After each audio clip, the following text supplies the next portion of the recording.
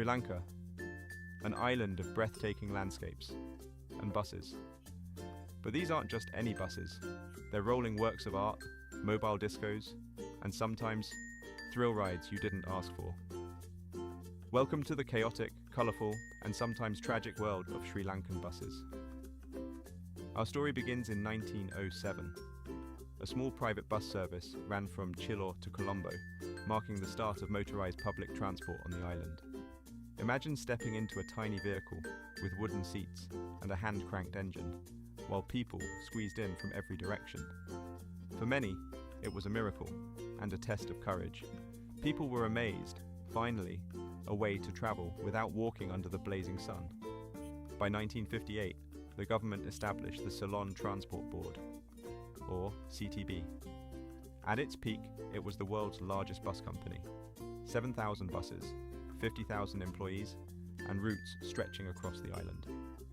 These buses weren't just vehicles, they were lifelines. Families, students, workers, all squeezed into metal boxes on wheels, creating a symphony of honks, laughter, and sometimes cries. Some buses even had conductors who doubled as storytellers, sharing news from towns they'd never even visited. Fast forward to the late 1970s, privatization hit, and suddenly, buses weren't just buses, they were statements. The fancier your bus, the cooler your driver. Neon lights, loud music, slogans like "the king of the road," safety, sometimes, style, absolutely. Riding one felt like entering a moving carnival, where the ticket was your patience, and maybe your life.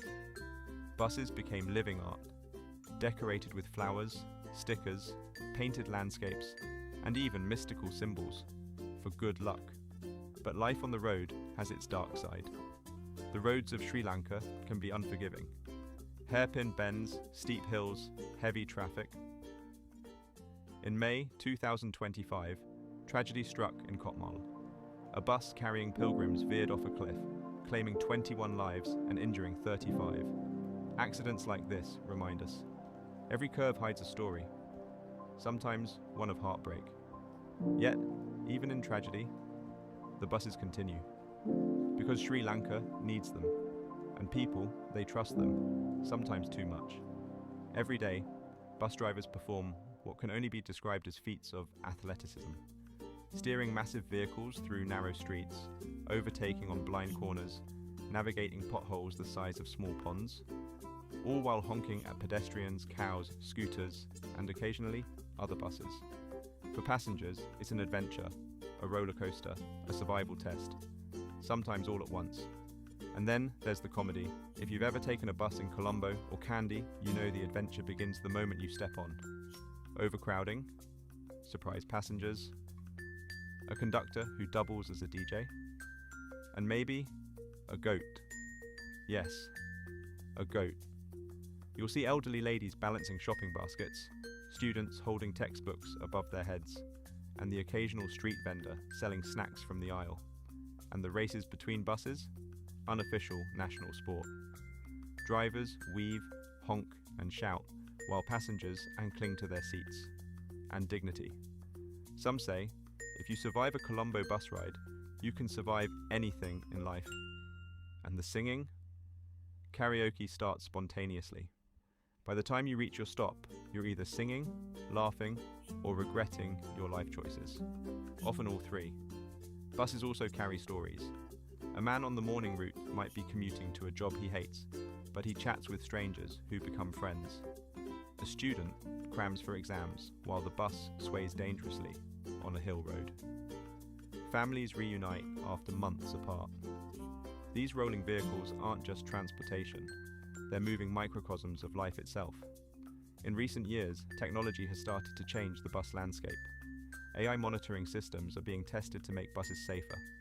GPS tracking, cameras, digital ticketing, promising a future where commuting isn't just a gamble. Private and public buses alike are slowly evolving. Less neon, more safety, but hopefully still the same charm that makes Sri Lankan buses unforgettable. Despite the ups and downs, Sri Lankan buses remain the heartbeat of the nation. They carry stories, dreams, laughter, and sometimes tears.